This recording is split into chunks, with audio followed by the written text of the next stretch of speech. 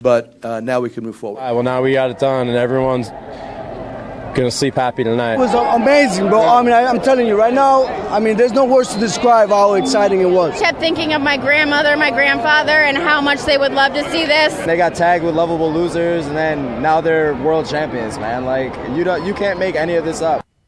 We're going to give the Cub fans a good couple days to enjoy this, just like we gave the Red Sox fans a good couple days to enjoy it. And at some point, the Red Sox fans became insufferable, right? And the Patriot fans became insufferable. Now they're just, get out of our face, you're annoying. Give the Cubs their due. Let them embrace it. Let them remember their grandfathers and grandmothers and sisters and moms and everybody else. Let them embrace it and give them their due. Matter of fact, did you see where Ballpark Village was packed with Cub fans last night? It's packed with Cubs fans. Yeah, so celebrating a World Series victory, they go down to the Busch Stadium and buy beers and give money to the Cardinal owners. Yeah. So explain that one to me. We're looking for government funds to help them build. That's a whole other issue. But hug a Cubs fan today. You know what? Let them say, you know what? Embrace it. But let's not go overboard. All right, Cub fans? Oh, come on. It's only been 5 years since the Cardinals lifted the big trophy and had the parade. Now the Cubs and the Cardinals have both won World Series in their new ballparks. The last time the Cubs, McGraw, the Cubs had that parade, it was down Lakeshore Drive, and the people were in their buggies. Yeah, That's right. and there weren't any cars. Yeah, they were still rebuilding after Mrs. O'Leary's cow burnt the town down. Let them celebrate as long as they need to. Let them give them their moment. Give them their moment. Day and a half, and then we move on. No question. Now, do we have Ryan Burrow? We're trying to track down Ryan Burrow somewhere in Wrigleyville. He needs to put the martini glass down, take the goggles off, and give us a sense of what's going on as the sun comes up over Chicago. People are still milling around Wrigley Field. There is a sign outside of the marquee, Wrigley Field, home of the Cubs, World Series champions. Something they haven't seen there since 1908, since before sliced bread. So it's been the greatest. Cell phones and color television sets. Yeah, 1908. Where is Ryan Burrow? Is Ryan Burrow still? We got him. We do have Ryan Burrow.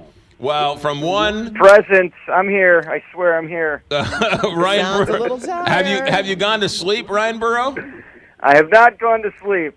I have not. No, I got a nap in yesterday early afternoon, and I've been up ever since. It's been a whirlwind. I mean, the game itself was crazy enough as it was. I was working at Murphy's Bleachers, which is directly like kind of the center field area, right where Sheffield and Waveland meet, and kind of talking with people and kind of getting their feel and their confidence levels. And the game itself was just so incredible. Cubs going up big, and the Indians picking away, tying it up in the bottom of the eighth inning with a home run off of Aroldis Chapman of all players.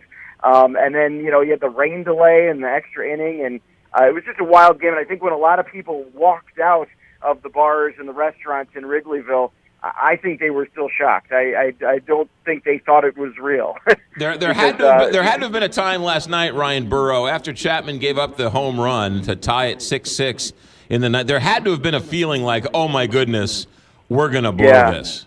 Yeah, there was a quick FBI search for where Steve Bartman was. We were afraid that maybe he was getting a little too close to the premises and needed to be moved back.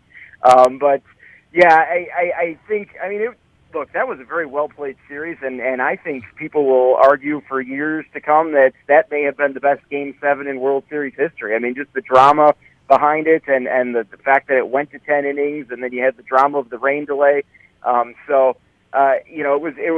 It was a well fought game, but like I said, I think people were shocked that the Cubs came away winners, even though on paper they seemed to have the better team, they had the best record in baseball. It didn't feel right. It didn't feel right to be in that position to be the winning team, and people are still grappling with that this morning. So when's the parade up in Chicago? That's a great question. It sounds like there are 2 dates being kicked around. One would be tomorrow, which it sounds like the players and management would like to have. Of course, they want to get home. They don't want to stick around for too long in Chicago. They got the trophy. They're here right now.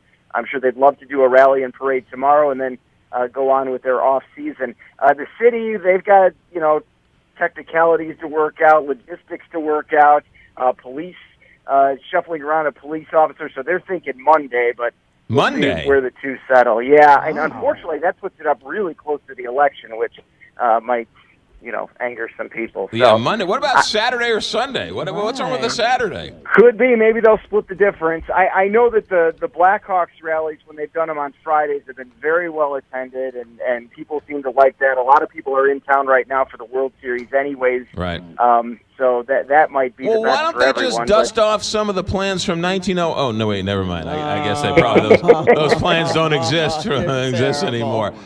Tell me, at Wrigleyville, has Wrigleyville gone to sleep yet? I mean, is it no worse the wear? People still mulling around Wrigley Field? So this is the second wave. Last night I was kind of tracking the people around to see if there would be any rioting, things of that nature. Police, there were a ton of police. I mean, there were at least 6-7 police on every single street corner, blocking every alley. They basically created a perimeter around Wrigley Field and said, look, if you want to be in the street and on the sidewalk and celebrate and wave your W flag, fine, go for it. Just don't go into the alleys, don't go up to the store buildings, don't go into any of that stuff, and you're fine. By about 3 o'clock this morning, there were maybe a few dozen people still left out there, and the police basically just walked up to them and said, guys, go home. Get out of here. All right. And, all right, Ryan Burrow, 2 more questions for you. One is the Go Cubs Go song. Have they edited out the WGN since the Cubs are no longer on WGN?